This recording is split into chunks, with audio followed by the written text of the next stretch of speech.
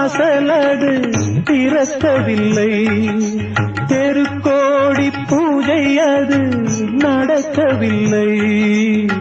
தேவதையை காண்பதற்கு வழியும் இல்லை, தென்மொழியை கேட்பதற்கு வகையும் இல்லை. காதலில் வாழ்ந்த கன்னி மனம் காவலில் வாடையில் கன்னி விடும்.